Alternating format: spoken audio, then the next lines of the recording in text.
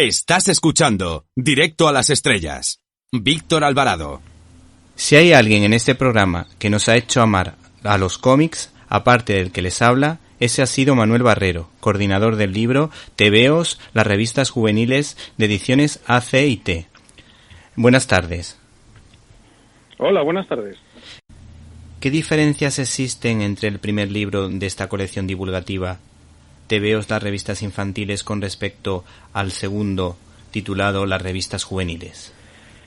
Bueno, pues la diferencia estriba en los tramos que nosotros hemos establecido para estudiar lo que llamamos la gran reserva de los TVOs españoles. Empezamos haciendo un libro sobre lo que se llamaba las revistas infantiles, porque cuando arrancaron los TVOs en España, ya partiendo del famoso TVO, iban dirigidas eminentemente a los más pequeños, pero después fueron madurando, fueron introduciendo historias de gusto para públicos más maduros, y nuestro segundo libro, que es este del que estamos hablando, se llama Las revistas juveniles, precisamente por eso, porque trata de algunas de las publicaciones que intentaron alcanzar a otro tipo de público.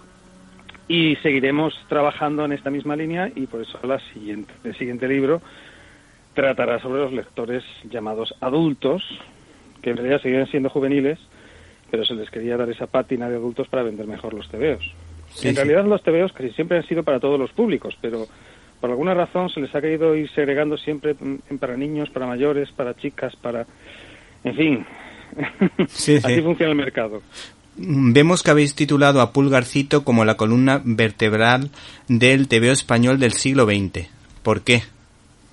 Bueno, esencialmente porque ha sido, y porque todo el mundo lo reconoce así, el TVO que más ha influido en la memoria de todos los españoles durante precisamente el siglo XX.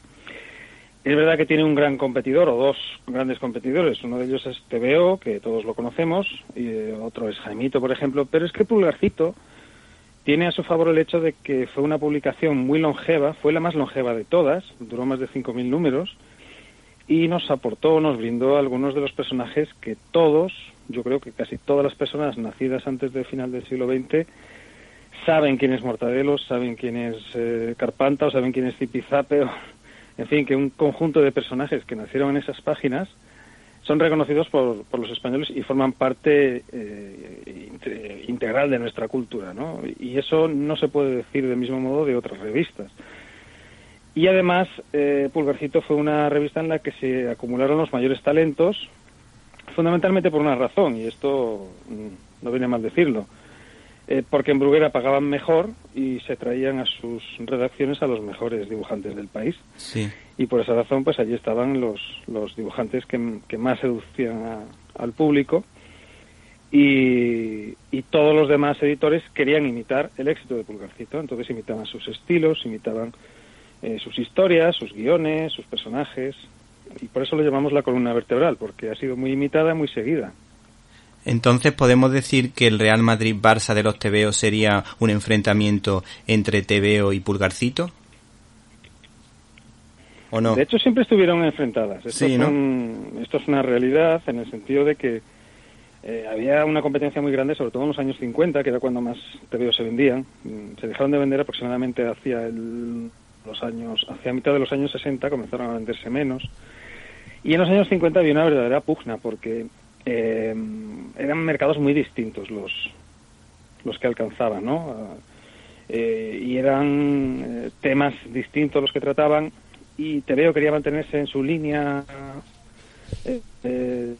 tradicional, dirigida a un público infantil, con humor muy blanco, mientras que Pulgarcito quería otra línea, que era más gamberra, por decirlo de alguna manera, sí, más viva, más fresca.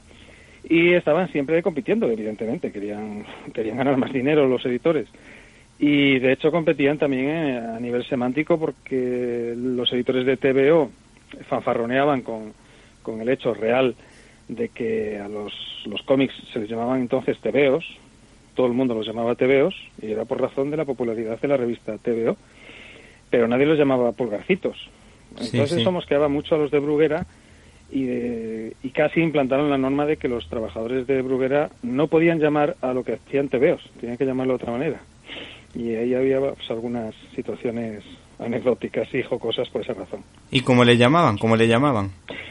Pues por curioso que te parezca, desde 1955, un poquito más tarde, pero vamos, ya sobre todo en los años 60, se les llamaba cómics.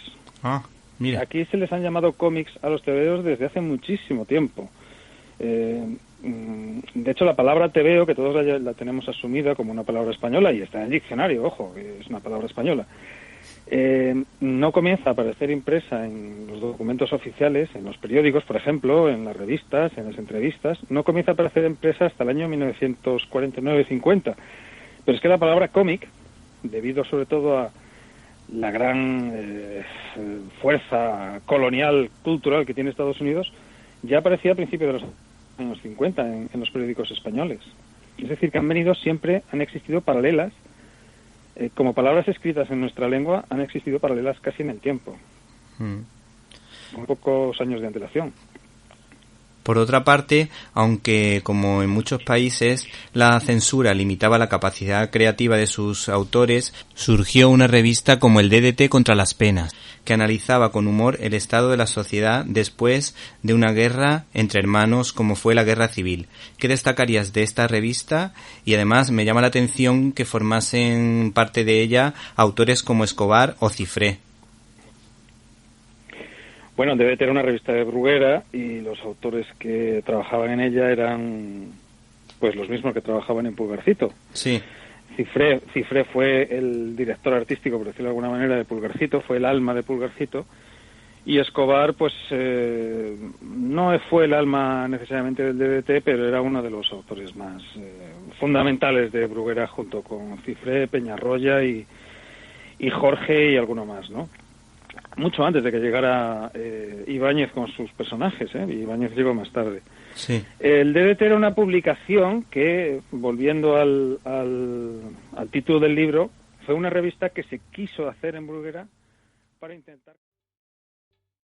¿Te está gustando este episodio? Hazte fan desde el botón Apoyar del podcast de Nivos.